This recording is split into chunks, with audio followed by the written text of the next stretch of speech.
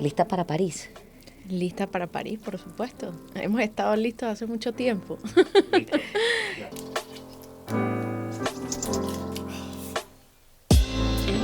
Episodio número 23 de Pedala 365 Podcast, gracias a Logicenter Coworking Panamá, aquí en Obarrio, con una invitada que tiene mucho que compartir en este momento. Damaris John, presidenta del Comité Olímpico. Bienvenida. Muchas gracias por estar aquí. Un placer poder acompañarte. Así es, y como decía, este es un episodio porque vamos a ampliar detalles de ese ciclo olímpico que ya ha transcurrido durante 4 años y que ya Panamá está listo con sus 8 atletas para viajar próximamente a París para representar a nuestra bandera. ¿Qué tal ha sido ese proceso? ¿Cómo estamos ahorita? Bueno, primero un ciclo súper atípico, ¿no? De 4 años, que es el periodo de la Olimpiada, el periodo de 4 años, producto de las circunstancias mundiales que vivimos por la pandemia. Los Juegos, en vez de hacerse en el 2020, se hicieron en el 2021 y pues a partir de allí todos los otros Juegos empezaron a tener evidentemente el rush que implicaba intentar en ese cuatrenio, claro. Que todos los Juegos se pudieran dar. Ya todos nuestros atletas están fuera del país, la gran mayoría en nuestro campamento, gracias al apoyo de Panam Sport en Mulhouse, donde más de 400 atletas de toda América están.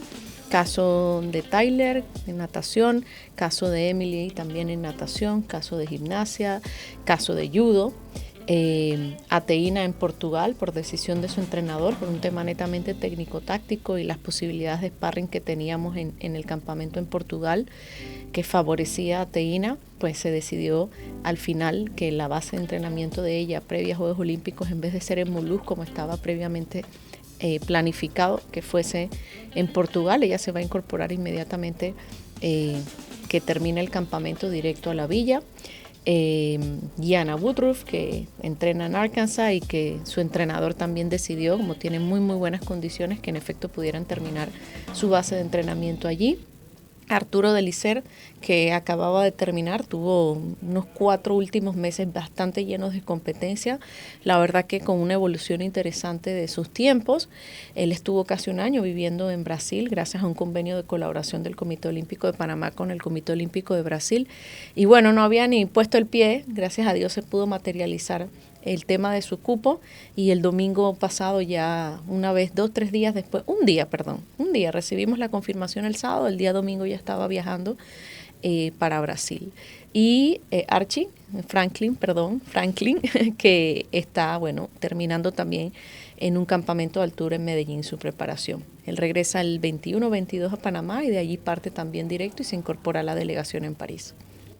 Pues el resumen no pudo haber sido más claro y perfecto para ponernos al día y sobre todo darnos esa docencia de cómo funciona ese ciclo olímpico y cómo ha sido el proceso de los nuestros. Y hablando precisamente de atletismo, para conocimiento de nuestra audiencia y que se pueda ir familiarizando de esos protocolos de elección de las plazas para los atletas en Juegos Olímpicos. Una vez que Alonso Edwards se envía ese comunicado, precisamente informando de que no iba a poder participar, ¿cómo fue el protocolo para lograr que pudiera Panamá tener esa plaza tan anhelada de atletismo y no se perdiera? Claro, lo primero son sistemas de clasificación.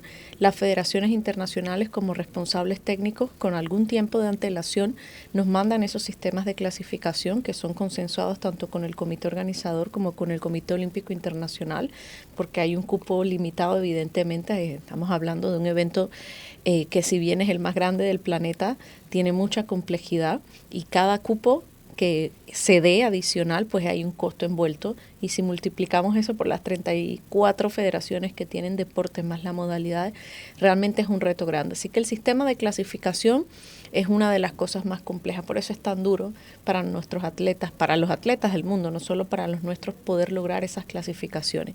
Cada federación internacional tiene sus respectivos procesos de clasificación. Hay mecanismos diferentes, pero en términos generales podemos agruparlos como en 3 grandes grupos. El primero son los cupos por ranking, que eso se da de manera usual, por ejemplo, en los deportes de combates o en los deportes que requiere sumar puntos para poder lograr. Y los puntos son los que te dan el ranking en función del lugar en donde te encuentres del ranking, y si se ha determinado así en el proceso de clasificación, pues obtienes lo que se llama una plaza directa. Luego tienes los cupos por país, que son cupos que específicamente se le dan a los países en función también de determinadas cosas, por ranking, por una marca específica o por determinados elementos. Y luego tenemos los cupos que son solamente en 2 deportes, que son cupos por universalidad, que bueno, ha sido una práctica común del Comité Olímpico Internacional para garantizar la representatividad de los 206 comités olímpicos nacionales en juego. Esto solo tenemos para 2 deportes específicos, que es natación y atletismo. Pero estos cupos no aplican si tú tienes atletas clasificados, ya sea de manera directa a los Juegos. Y eso fue lo que nos pasó en el caso de Alonso. Alonso ya tenía un cupo directo por ranking, es decir, estuvo entre la cantidad de atletas que hacen el corte para estar ubicados en el ranking en posición de clasificación a juego.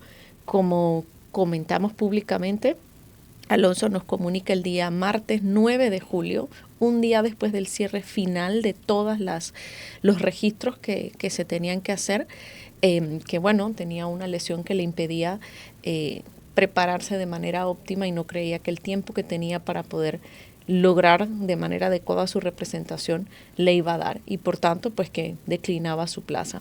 Apenas recibimos la información de parte de la federación, pues nos pusimos manos a la obra. Así porque éramos conscientes de lo difícil que era fuera de plazo, o sea, de manera extemporánea, poder lograr un cupo por universalidad, ya que no teníamos ningún otro atleta que tuviera la marca o clasificase para poder estar. O sea, porque si hubiese sido así, si hubiéramos tenido otro atleta, como por ejemplo pasó en los Juegos anteriores, teníamos 2 atletas con ranking, que era uno con ranking, y otro por marca, que era el caso de Jorge Castelblanco en la maratón y Alonso, que tenía por ranking, había logrado, y también por marca en ese momento. Esos eran los 2 mecanismos. Okay.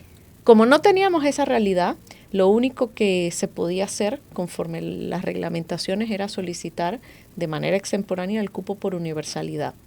El cupo por universalidad, la Federación Internacional World Athletics había definido que solamente era para 3 pruebas específicas: el maratón, los 800 metros plano y los 100 metros plano. Para el maratón ya había cerrado hace algún tiempo, de hecho hay una sobrecuota en el maratón. Para los 800 metros plano también había cerrado. Y en el único donde más o menos teníamos algo de posibilidad en los 100 metros, entonces eso fue lo que intentamos hacer. Y gracias a la gestión del equipo en el comité y también al apoyo del comité organizador y del COI, pues World Athletics se pudo materializar ese cupo para Arturo, que hoy se convierte en el primer atleta masculino panameño en haber estado en unos Juegos Olímpicos de la Juventud, con su participación en Nanjing 2014 y en unos Juegos Olímpicos ahora con París 2024. Wow, y tiene una tarea dura en los 100 metros. Eso le llaman a los conocedores, y seguramente no me dejarás mentir, es como el Tour de Francia del atletismo, los 100 La prueba metros. reina. Sí, exacto. Sí. Tendremos a alguien ahí para resaltar el color de la bandera panameña a falta o a la ausencia de Edwards. Sí, claro. Mira, yo creo que es importante, como bien dices tú, a veces confundimos cuál es el objetivo, porque que está bien, además, es parte de ser fanático y de que para eso se trabaja, pero también creo que es importante que la gente pueda entender las expectativas en función de los objetivos que nosotros nos hemos planteado con esas federaciones nacionales, con los entrenadores de esos atletas de cara a su participación. No todo el mundo tiene el objetivo, al menos en términos de proyección, se trabaja para eso, pero al final el deporte son indicadores y son números, y uno puede tener una idea bastante clara en esa proyección de cuál es el objetivo que queremos buscar. Exacto. El lema, el moto del movimiento olímpico es el sitius alto y fortio, el más fuerte, más alto, más rápido, juntos, que le acaba de poner el presidente Bach. ¿Pero por qué digo esto? Porque al final los juegos se trata de que tú descubras la mejor versión de ti como persona. Ya de por sí, esa mejor versión de ti probablemente te hace, como en el caso de Arturo, ser la mejor versión de toda tu región. Es sí. Campeón centroamericano. Y en otros casos, bueno, Emily, por ejemplo, que tiene récord CCCAN y así sucesivamente. O sea, se trata de ir avanzando con tus objetivos para intentar ser tú mejor persona, y en ese camino, y que creo que es lo difícil al final, tú te esfuerzas y das todo de ti para poder lograr cada vez una milésima, un poquito más, ¿no? Y es por esa razón que los comités tienen, por ejemplo, el psicólogo deportivo, porque viene esa parte de la superación personal y la motivación. Todo ya está disponible con la tecnología, los números de los atletas, quiénes son los mejores del mundo, pero el solo hecho de estar allí, ya el 1% de los atletas del mundo tienen esa oportunidad de estar en Juegos Olímpicos. Ya el estar allí debe ser meritorio para ti como atleta. Claro. El resto del resultado es parte del proceso, es lo que mencionas. Y entonces eso escalar el mensaje que tiene el Comité Olímpico Internacional de hacerlo por ti, un día a la vez creciendo tú, independientemente de que estemos viendo números de otros atletas que tengan mayores oportunidades de las medallas. Claro, pero al final también, y también es bueno decirlo, por eso se escriben las grandes historias, si no hay que ver lo que pasó casualmente en la final de los 100 metros de los Juegos Olímpicos en Tokio. Un atleta italiano gana, se me olvida ahora el nombre del atleta, gana siendo totalmente inesperado.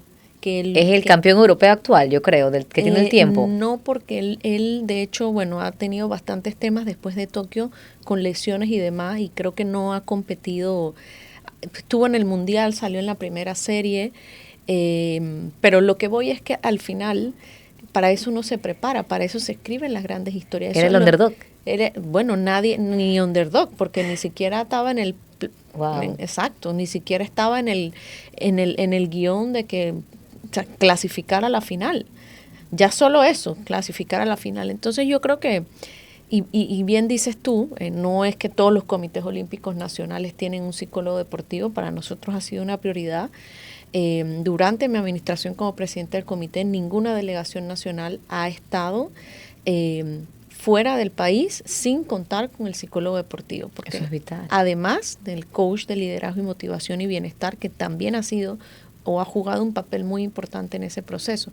Hay muchas presiones, todos entrenan, todos lo dan todo, pero cuando tú llegas allí a ese momento, si tú no logras lidiar con esas emociones, porque es muy grande, tú ves a gente igual de grande que tú, los medios, tu familia, tu país, tú mismo, tus expectativas. Entonces hay que ayudarlos a que ellos puedan manejar ese proceso antes, durante y después, porque tampoco es el fin del mundo si no logras determinado objetivo. El deporte te da esa oportunidad de levantarte y de seguir trabajando, y se han escrito tantas historias tan lindas que inspiran además, y de eso se trata los Juegos. De lograr ese mejor potencial que ni tú mismo te creías capaz de poder lograr eso. Y hablando de esas plazas, precisamente porque tengo esa pregunta en la mente y no quiero olvidarla para no seguir con tantos temas y tanta información que tienes para brindarnos, y yo aquí tratando de ser una esponja como los niños. En la parte de atletismo, aparte de que vienen los cupos por ranking, vienen los cupos por universalidad, para entender, para que más todas las 200 y tantas federaciones del mundo tengan una representación en una disciplina deportiva.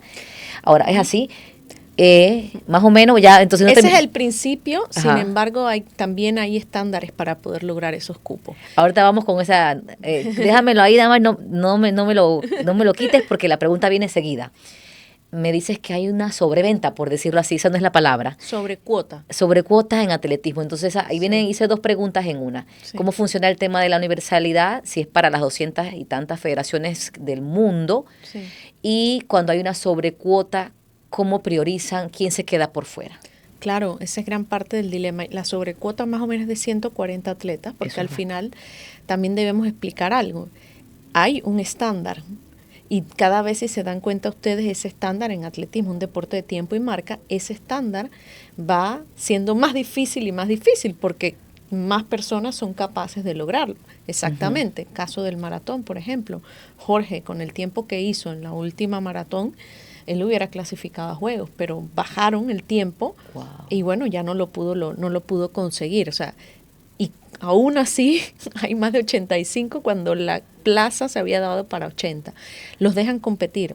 Eso es parte de los retos que con el que tiene que lidiar. Pues tú te ganaste el cupo, las reglas estaban allí puestas, y en ese camino de que las reglas estaban puestas, tú cumpliste con eso y ya no puedes, como quien dice, revertir esa decisión. Y eso también fue parte de las circunstancias que hizo complejas, por ejemplo, en el caso de conseguir el cupo para Chamar, porque ya estaba completamente copado. las plazas por universalidad que se podían dar.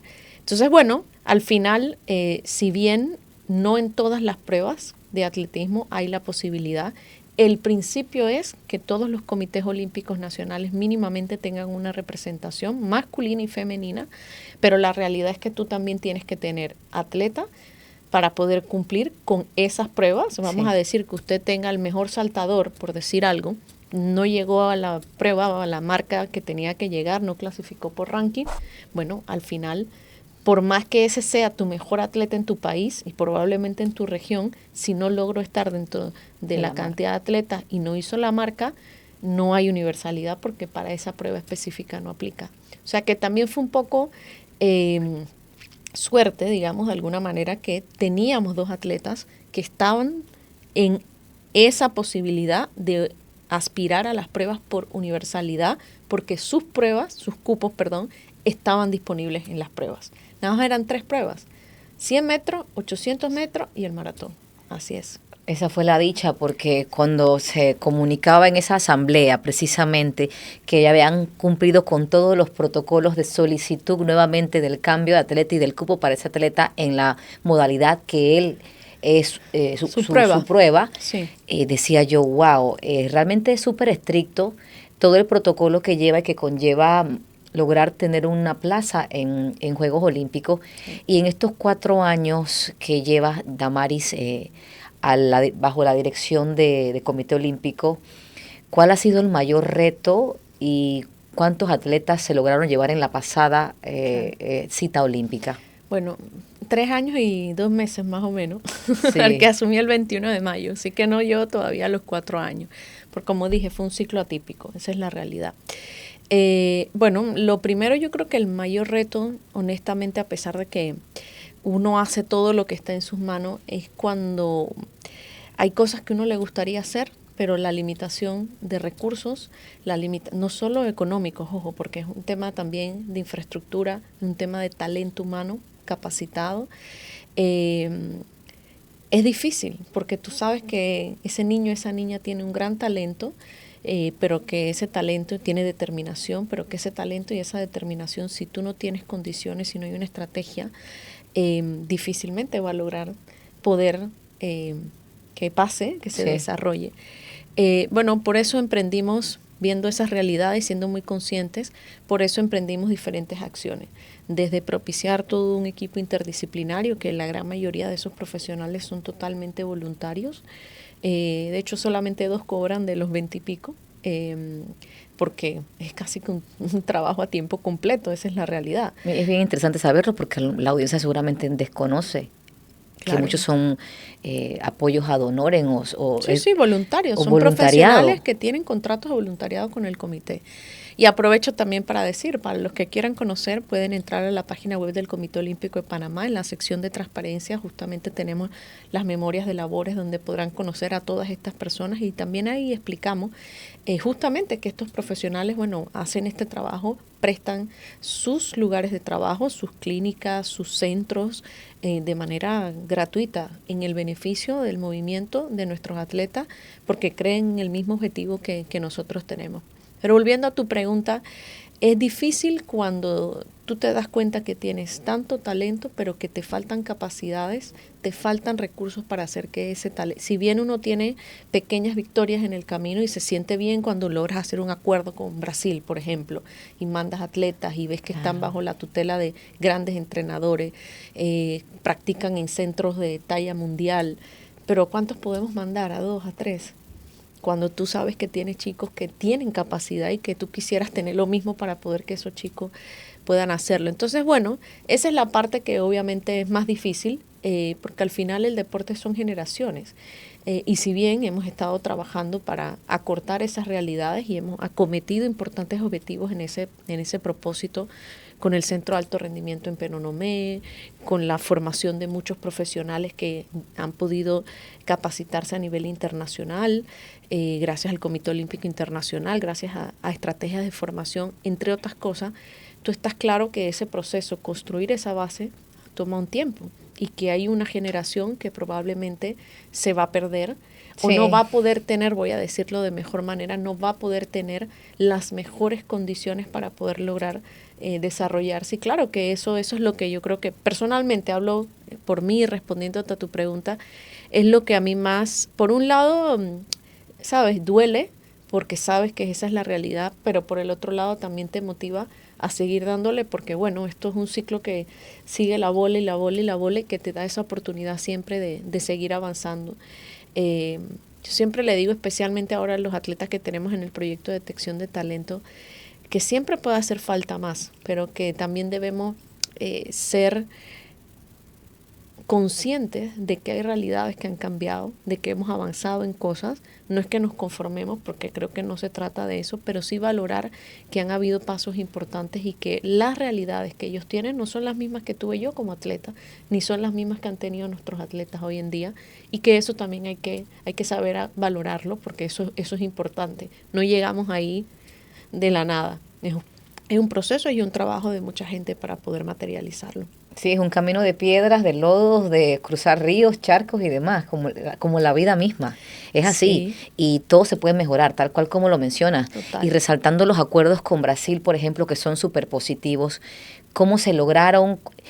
¿Cuál es el límite? Porque me dices, quisieras mandar a más atletas panameños allá, claro. Sin embargo, yo sé que al final del día es una inversión que hace también Brasil, digamos, sí. En recibir X cantidad de atletas de países que son aliados estratégicos en este sentido y disponen de un presupuesto y hay que entonces seleccionar a nivel local a quién yo puedo mandar en base al rendimiento porque hay un presupuesto que incluye en estos acuerdos. ¿Cómo se lograron y cuál es el límite para mandar atletas a Brasil, que es el que has destacado? A lo mejor hay otros, pero estamos comenzando. Canadá también tenemos un acuerdo. Vamos a ver, ¿cómo se lograron? Con mucha insistencia y perseverancia. Yo, bueno, asisto a las reuniones que nosotros tenemos como Comité Olímpico Nacional, asambleas generales, en fin, todas las reuniones. Ahora, bueno, comentaba que en Tokio tuve 52 reuniones. Ahora para París, yo creo que la agenda va como por 40 o 40 y algo, la verdad es que no me acuerdo. Pero a lo que voy es que los juegos en general, no solo los Juegos Olímpicos, son oportunidades no solamente, obviamente, de acompañar a tus atletas y demás, pero también son oportunidades de establecer relaciones que te permitan traer beneficios a tu país. Dos, es una cosa que tiene que ser mutua. Nosotros como organización también, aunque suene un poco difícil de creer, pero también hemos tomado pasos importantes en términos, por ejemplo, de gestión deportiva. Hemos innovado con proyectos como la Oficina de Deporte Seguro, la segunda que tiene el mundo a nivel de Comité Olímpico Nacional, y eso también genera un interés para el resto de las organizaciones. Son cosas que, por ejemplo, desconocíamos. Luego vamos a preguntar qué es la Oficina de Deportes Seguros, si somos una de las únicas en el mundo. ¡Qué maravilla! Y es de Panamá, de este así pequeño istmo, pequeñito de 4 millones. Así es. Entonces, eso te permite generar relaciones. Evidentemente, el hecho de que hablo varios idiomas es muy importante porque... ¿Cuántos? Pues 4. Te sientas con la gente a hablar en su idioma, eso es clave. Y eso fue lo que al final nos permitió pues poder materializar el proceso del acuerdo. De hecho, se formalizó un 3 y 4 de noviembre que viajé a Brasil ya para finiquitar después de casi un año de trabajo con todo el equipo de Brasil. ¿Qué es la extensión o el ámbito de aplicación del acuerdo? No es que hay un número específico. De hecho, fue bien interesante porque muchos de los colegas, especialmente en ODESUR, después que nosotros mostramos lo que hicimos en el foro que hubo de deportes hace poco en Brasil y qué impacto ha tenido para nosotros como país, muchos otros comités olímpicos nacionales ahora se le han acercado a Brasil. No era algo, o sea, para ellos no era muy normal, de hecho, tener este tipo de acuerdos. Fue clave también en el proceso del proyecto de detección de talentos que ellos tienen ya muchos años haciendo, el protocolo que aplicamos casi que el 95%, claro, le dimos cosas propias nuestras, pero casi que el 95% viene de Brasil. Y depende mucho sobre la base de los recursos que tengamos, porque no es que tú mandas al atleta y ellos te pagan todo. Te dan facilidades como sí, por ejemplo a cero costo de uso de sus instalaciones, sus servicios médicos, etcétera, pero que el atleta esté allí, el alojamiento para que esté en unas condiciones propia, tiene que pagarlo. Y eso se paga a través, bueno, de los aportes que nosotros recibimos de solidaridad. Tenemos que asegurarnos que los atletas tengan dinero para poder comprar su comida, pagar las cosas propias de su día a día, pagar a esos entrenadores. Gracias al acuerdo no nos cuesta lo que nos costaría si lo contratamos por fuera. Entonces, bueno, es todo un proceso que si evidentemente tuviéramos más recursos disponibles, probablemente pudiéramos mandar a muchos más atletas. Bueno, ahora que sigue siendo parte de la Junta Directiva, como han hecho 3 años y 2 meses, y todavía resta hasta finales de año ese compromiso. Y pregunto yo, destinar presupuestos ahora cuando venga esta gestión administrativa y gubernamental nueva, podrá también contribuir, dependiendo de la prioridad que le dé el Estado al deporte, para que el Comité Olímpico, digamos, pueda tener más recursos de un PANDeporte para destinar a todas esas disciplinas maravillosas que tenemos en el deporte y mandar más atletas afuera para mejorar ese nivel. Claro, mira, yo creo que hay algo importante. Primero, explicar que hay 2 tipos de competiciones. Tú tienes las competiciones del ciclo olímpico y las competiciones federativas. Para ponértelo en palabras sencillas, ir a Juegos Centroamericanos y del Caribe, Panamericanos, son competiciones del ciclo. Y evidentemente eso requiere un proceso de preparación específico. Ir a competiciones federativas, por ejemplo, la Federación de Fútbol, que bueno, vamos a poner el ejemplo de ciclismo, el Campeonato Panamericano, sí, que fue ahora en Brasil, o el Centroamericano en Honduras, etcétera. Esas son competencias federativas. Claro, esas competencias son importantes para el proceso de preparación de los atletas. ¿Qué es lo que, bueno, ha tenido éxito otros países haciendo? Es estableciendo acuerdos específicos entre su Instituto de Deportes, ministerio, como se llame, la dependencia gubernamental en materia deportiva, y el Comité Olímpico Nacional, para asegurar los procesos de preparación de los atletas en el proceso de las competiciones del ciclo olímpico. Y eso es un poco lo que nosotros le hemos propuesto, bueno, a las anteriores autoridades y a las nuevas autoridades, porque sí creemos, vamos a ver, a las federaciones le dan un recurso y ya tienen que venir y definir qué es prioridad. Entonces queremos que las federaciones desarrollen deporte para todos. Queremos que las federaciones hagan los campeonatos nacionales, que hagan las competiciones nacionales, que preparen a los atletas, que vayan a las competencias federativas. Exactamente. Entonces, ¿qué pasa en la mayoría de los casos? Que tienen que elegir porque los recursos no son infinitos. Y entonces los atletas del ciclo, los atletas específicamente con esa proyección de ciclo, muchas veces no se le puede dedicar el recurso económico que requiere para competir a esos niveles. Entonces, los países que han tenido éxito, lo que han hecho es decir, bueno, vamos a sentarnos con los comités olímpicos nacionales, establecer un presupuesto de preparación, y ese presupuesto de preparación tiene ese foco. ¿Y se presenta a las entidades que destinan los fondos, por ejemplo? Sí, claro. Por ejemplo, nosotros lo hicimos ahora para París. De hecho, fue un ejercicio bien interesante. Nos sentamos con todas las federaciones, nos presentaron sus planes, por supuesto, todo por el, claro, porque al final, y hay que ser, o sea, esa es la realidad, es lo ideal, lo que nos gustaría que fuera, pero eso no quiere decir que tengamos la capacidad económica para poder atender eso. Entonces se aterrizaron a la realidad, y en base a esa realidad hicimos nosotros la sustentación a PANDeporte, en base a todos esos planes de entrenamiento, y eso la verdad es que creo que ha sido clave, si bien lo he dicho con anterioridad, nosotros recibimos la mitad de esos fondos y contra reembolso, no que ese dinero se depositó a la cuenta del Comité Olímpico de Panamá y empezamos a poder subvencionar todos los procesos de preparación, sino que subvencionamos los procesos de preparación, hacíamos los desembolsos y presentamos la rendición de cuenta, terminamos la rendición de cuenta y venía la otra parte. Wow, es un proceso que la palabra burocrático siempre está presente, y quizás la parte burocrática ralentiza más el proceso para lograr esas ejecuciones más prontamente. Yo no sé si burocracia, porque te voy a ser muy honesta. Sí. Yo creo que el proceso que se tiene actualmente, que lo reglamenta el decreto ejecutivo 188, no es que es lento, ni mucho menos. Yo puedo hablarte por la experiencia de nosotros como organización. Sí.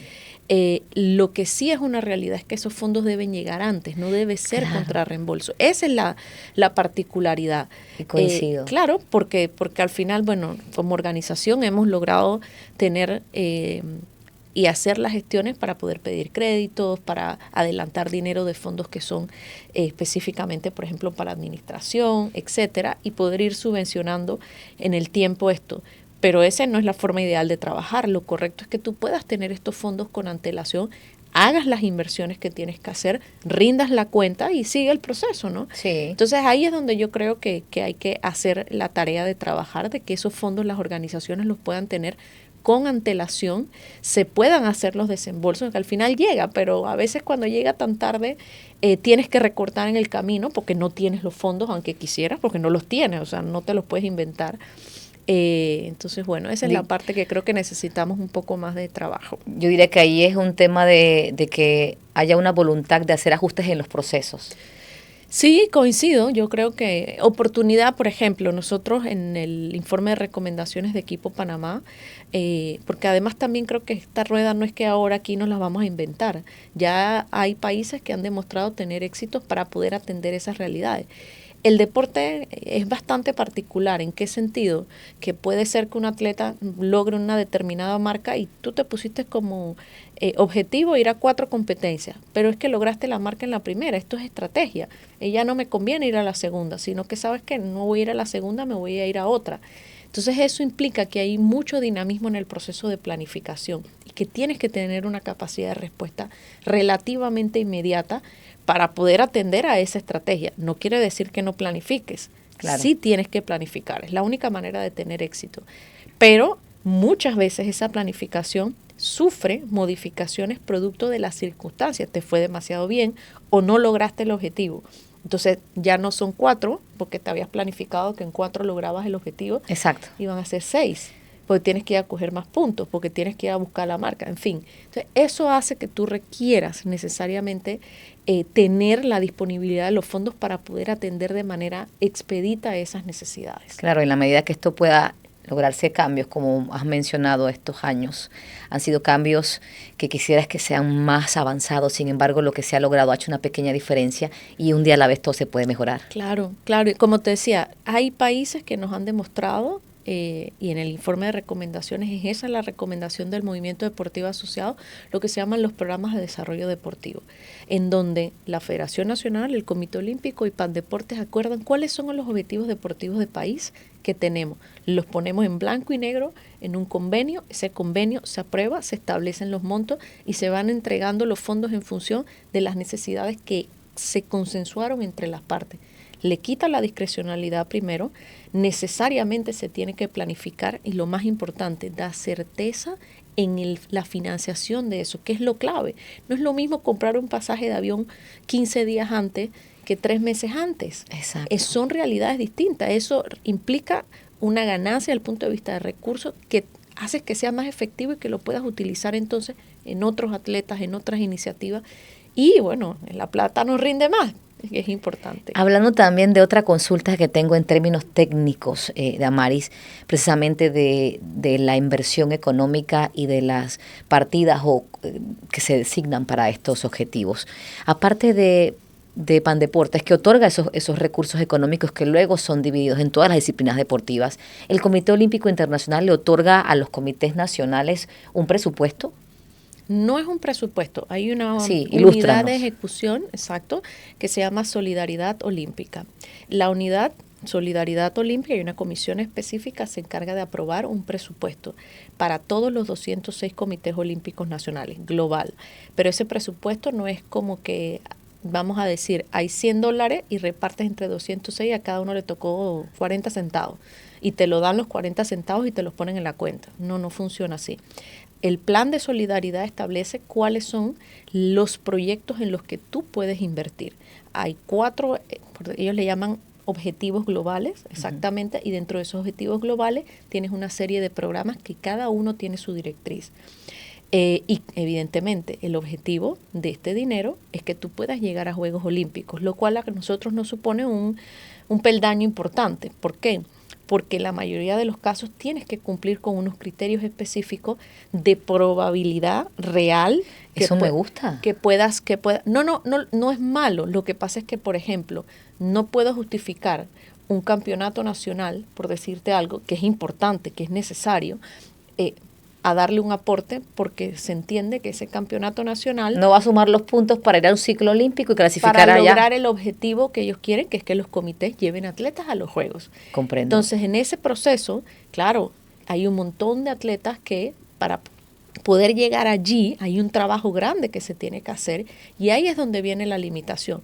Ahora, y que creo que también es importante decirlo, esos fondos son y tienen un objetivo muy puntual de quien te los da, que es lograr clasificaciones y lo que busca es coadyuvar al proceso, pero al final la tarea de preparar, de hacer que lleguemos a juego y que ese proceso de desarrollo se cumpla es de nosotros a nivel local como país, esa es nuestra responsabilidad.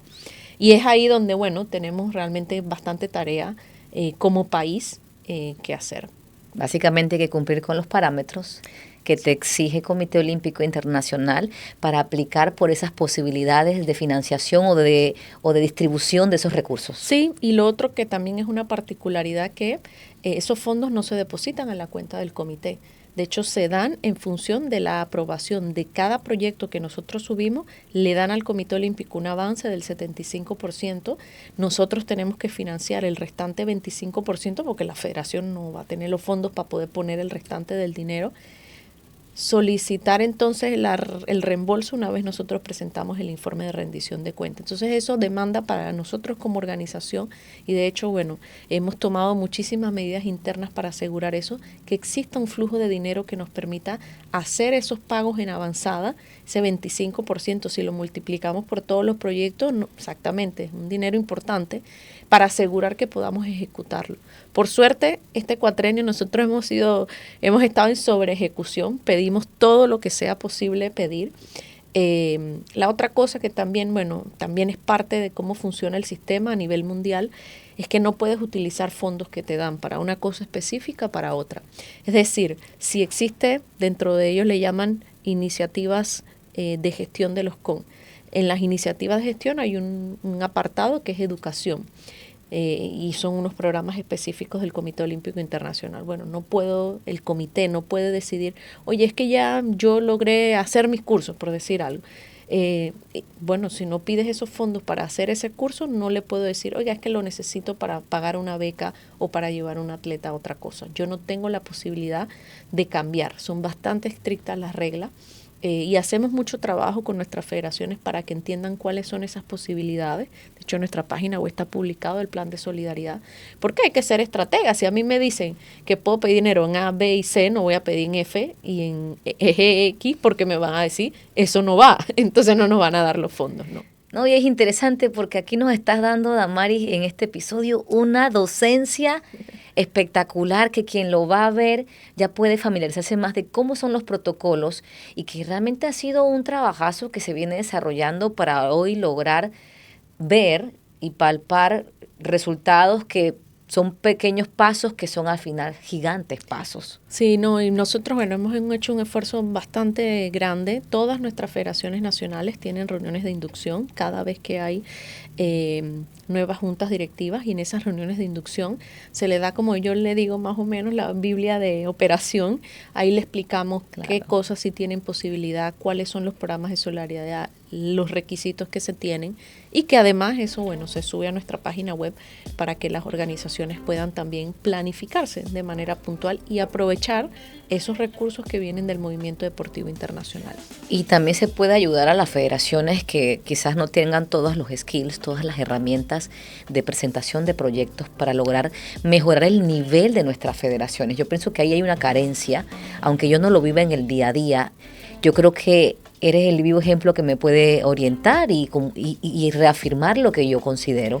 Hay una carencia quizás en los procesos de solicitud de proyectos y es una oportunidad de que se les dé docencia a las federaciones para que aprendan a ejecutar o a proponer sus proyectos y que entonces puedan ser tomados en cuenta porque han sabido ejecutar un plan de trabajo. Sí, nosotros, bueno, tenemos un proceso de formación que es el curso de administración deportiva, son 50 horas. Todas nuestras formaciones tienen el propósito de ser prácticos, de que el dirigente pueda agarrar esa formación y termine con su plan estratégico. Yo le llamo el mini plan estratégico, por lo menos la primera hoja de ruta de una organización. En el 2013, cuando yo elaboré el primer plan estratégico del comité, me llamó mucho la atención que menos del 1% de los dirigentes en ese momento, si bien tenían formación profesional, abogados, médicos, etcétera, no tenían formación en administración ni gestión deportiva. Y yo dije, ¿cómo podemos gerenciar a una organización deportiva si no conozco los elementos más básicos? Iniciamos un proceso de educación. Hoy en día más del 30% de nuestros dirigentes están capacitados o han pasado por alguno de los procesos de formación, pero además nosotros mismos como organización establecimos un proceso reglamentario para poder solicitar fondos al comité. Y una de las cosas que se establece es que tú tienes que presentar tu plan. Si tú no tienes plan, no puedes solicitar fondos, porque ¿cuál es el objetivo? ¿Cuáles son los indicadores que queremos? Entonces, se han tomado pasos importantes, ya la realidad, gracias a Dios, es totalmente diferente, todo el sistema está digitalizado, todo se presenta a través de una plataforma. Tenemos ya más de 4 o 5 generaciones, 9 en administración deportiva, más de 300 y pico de personas, dirigentes de todo el país, y el de gestión avanzado, que es la segunda fase, que ya es un poco más complejo, toma casi 6 meses la formación.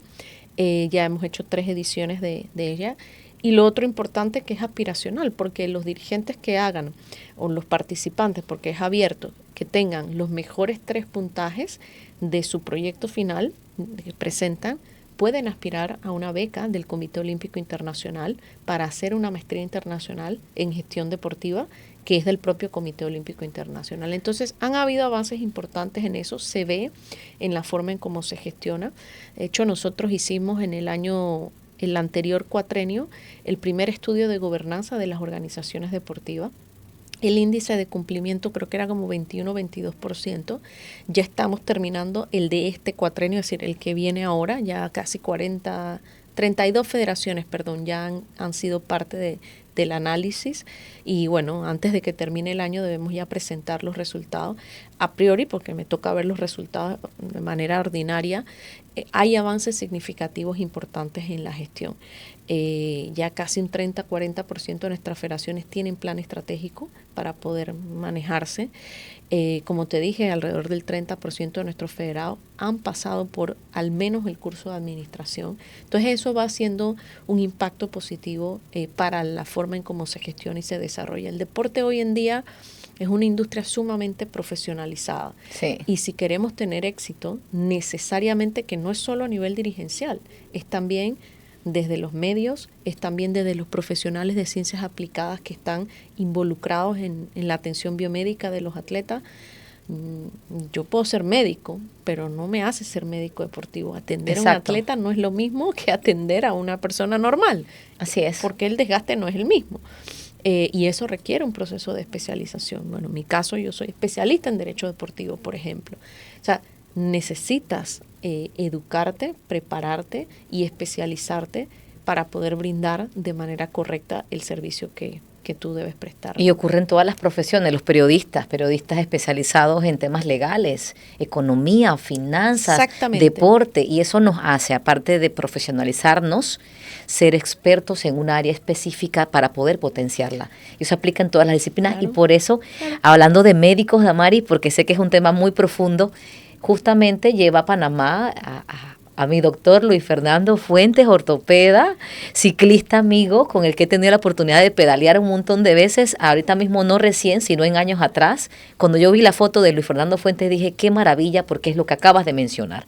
Un doctor que es atleta y que, aparte de eso, especializado en su parte de ortopeda para atletas, para temas de lesiones deportivas. Es médico deportivo con un fellowship en Georgia. Entonces, tenemos a un doctor, para que lo sepan, nuestra selección de Panamá, que tiene las capacidades y tiene las competencias. Y que eso es clave, porque al final yo creo que también, bueno, en derecho le llamamos la responsabilidad civil.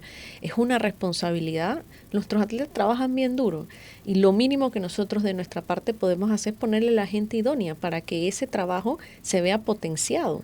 Y esa es la tarea con esos profesionales. Como te decía, ese equipo interdisciplinario le hemos ofrecido oportunidades de capacitación. Por ejemplo, la psicóloga deportiva es la primera persona que ha terminado en nuestro país la formación del COI en salud mental para atletas élites. Es oficial de deporte seguro, también certificada por el COI. El fisioterapeuta terminó la formación del Comité Olímpico Internacional de más de 2 años en fisioterapia deportiva.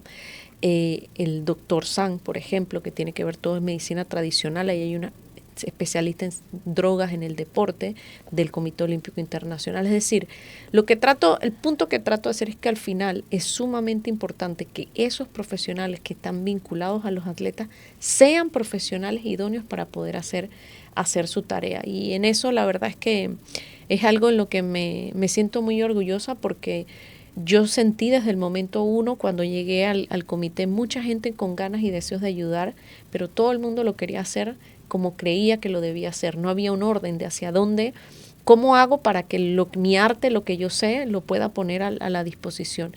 Y el haber constituido ese equipo interdisciplinario nos da justamente ese orden que se necesita, pero además también le sacamos lo mejor a cada profesional. Porque cada uno tiene un rol que jugar, cada uno tiene una competencia que explotar en el beneficio del resultado de nuestros atletas. Y es algo que se ve, o sea, se nota el profesionalismo que hoy en día representa el Comité Olímpico de Panamá.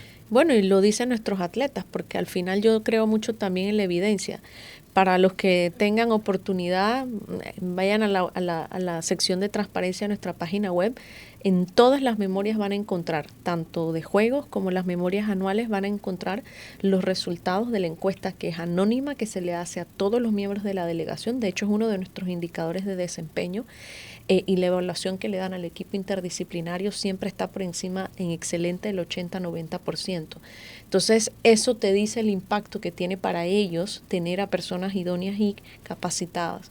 Y otra cosa que yo creo que ha sido bien importante y es parte de ese proceso de crecimiento también, muchas veces nuestros atletas iban a sus competencias sin entrenadores o sin fisio y sin equipo de apoyo.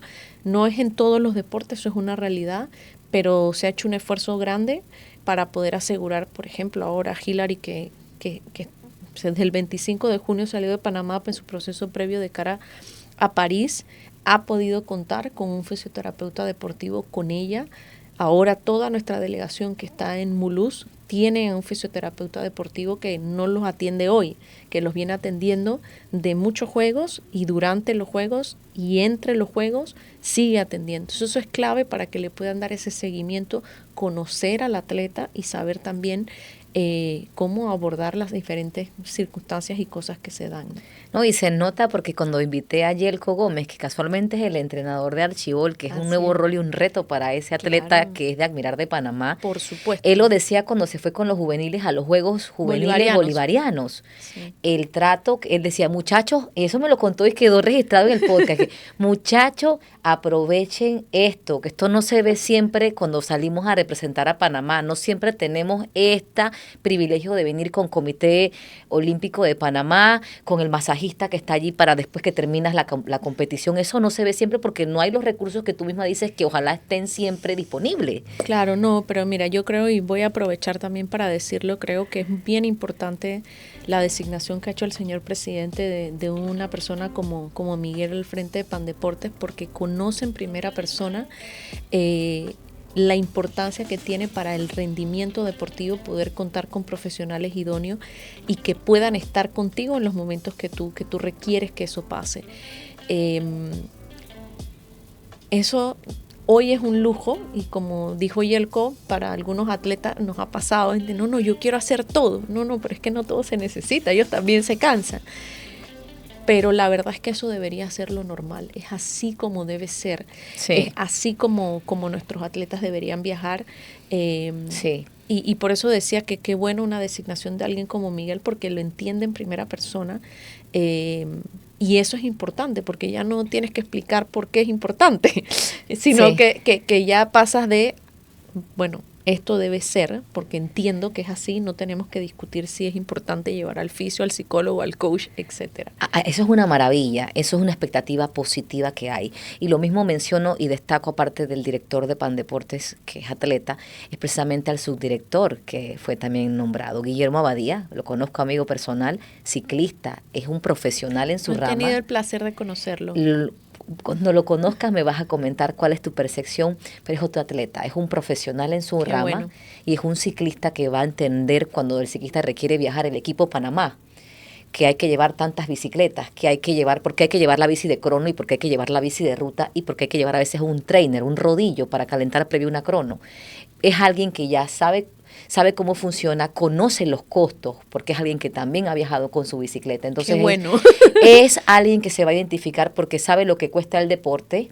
Siempre lo vemos entrenando, es un gran amigo, y que ahora que está en Pandeportes, yo personalmente ya le llamé para primero felicitarlo y decirle lo feliz que a mí como atleta, también y periodista que ama el deporte, Sí. se sentía agradecida en general por esa designación, y le daba yo a él y le deseaba a él el mejor de los éxitos en ese rol. Me dice: Katy, estoy a la orden, puertas abiertas, apenas yo tome por allá, realmente yo estoy aquí también para seguir aprendiendo. No todos los días aprendemos algo nuevo, pero el hecho de tener a alguien así, como lo mencionas en tu área, atletas que de la mano se complementen con expertos en temas de administración, creo que es la balanza perfecta. Sí, no, yo de verdad digo, o sea, por ejemplo, en el caso de Miguel nos ha tocado previamente, porque estuvo en Juegos Bolivarianos, estuvo en Juegos Panamericanos, ha usado los servicios que ofrecen los profesionales del comité.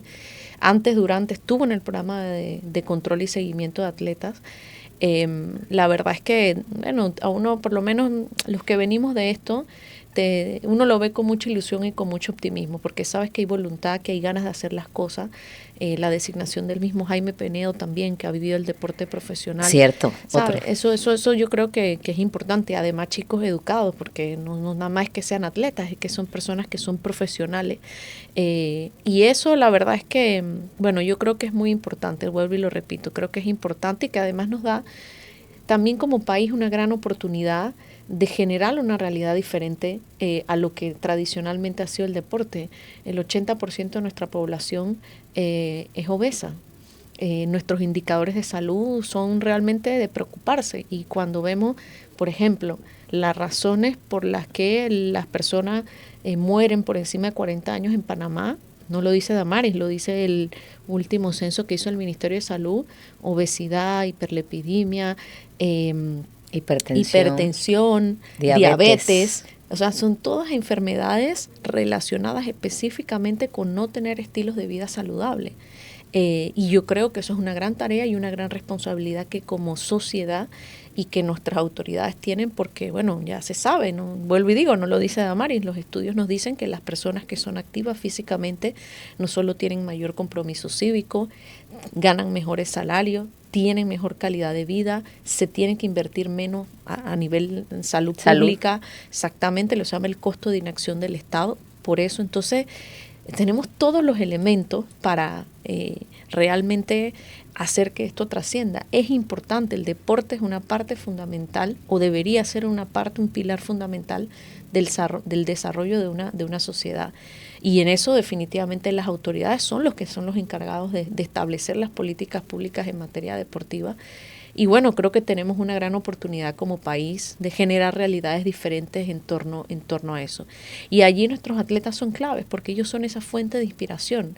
Ver nosotros ahora en el comité que hemos podido hacer muchas actividades e invitar a cualquiera, el que quisiera, pública, ver a muchachas y muchachos, ver a Teina así y quedarse wow, te enseña y te dice, o Hilary, o todas las otras actividades que pudimos hacer, te enseña lo mucho que inspiran estas personas a otros a tomar la iniciativa de, quizás no serán ellos, pero de hacer deporte, de hacer actividad física. Entonces, bueno, yo creo que eso es una gran oportunidad que como sociedad y como país tenemos, y que creo que cualquier panameño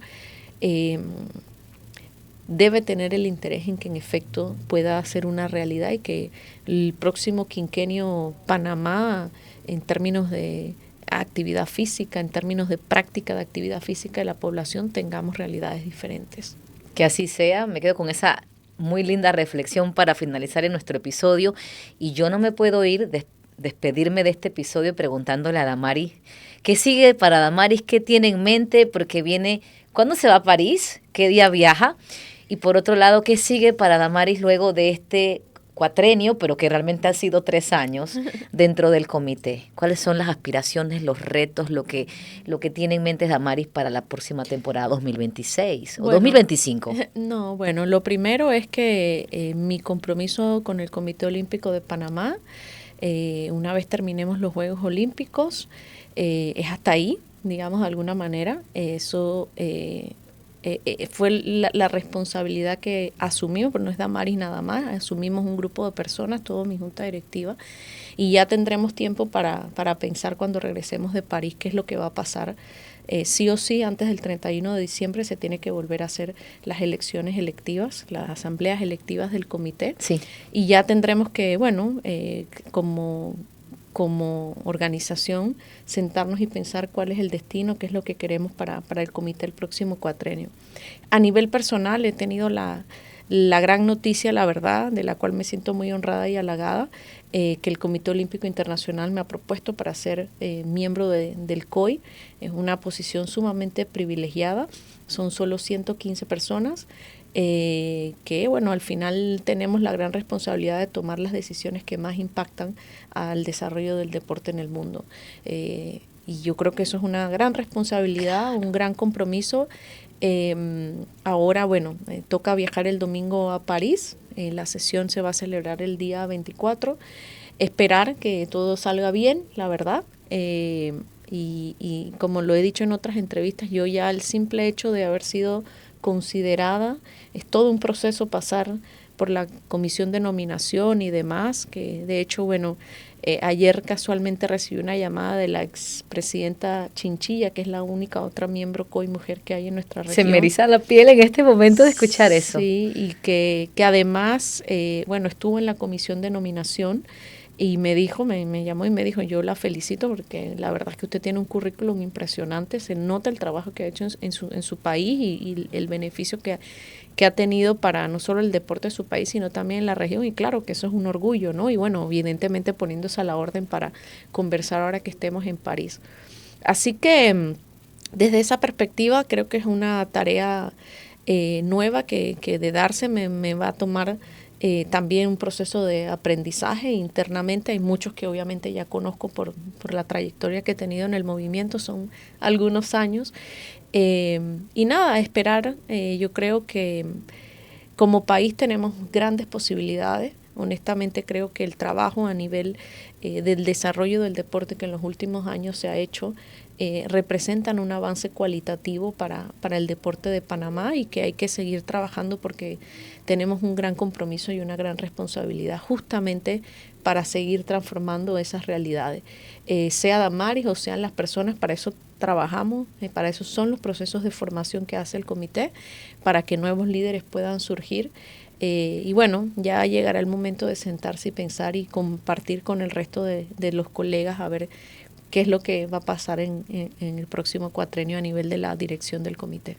Bueno, sea lo que sea que venga a ocurrir de nuestra parte, Damaris, primero felicitaciones por esa nominación, porque a mí me llena de orgullo ver mujeres realmente en esas posiciones que en el mundo, y que he tenido la oportunidad de verlo, son pocas las que dirigen y que forman parte de juntas directivas. Lo veo en el comité de la UCI, por ejemplo. Sí. Y entonces es una maravilla ver una panameña preparada con todas las competencias siendo nominada, así que felicitaciones. Muchas por eso. Gracias. El mejor de los éxitos en todo el proceso que viene a partir de ahora para lograr estar en parte de ese comité. Y igual forma, de nuestra parte, el mejor de los éxitos en París con nuestras selecciones, con nuestros atletas, con nuestra delegación. Sí. Corrijo. Y lo que venga con la junta directiva también, o sea, que siempre sea para mejor. Por supuesto, miren, quiero aprovechar este espacio para decirle a los panameños que nuestros atletas han estado trabajando bien duro. Los procesos de preparación, honestamente, creo que han sido de los mejores, que probablemente siempre puede ser mejor. Ojo, no. Claro. pero creo que han sido de los mejores. Escuchar, por ejemplo, a Teina en las declaraciones que dio justo cuando salíamos de la entrega de la bandera, decir que es uno de los mejores procesos de preparación que ha tenido. La verdad que da satisfacción porque uno sabe que uno ha contribuido a que eso pudiese ser una realidad.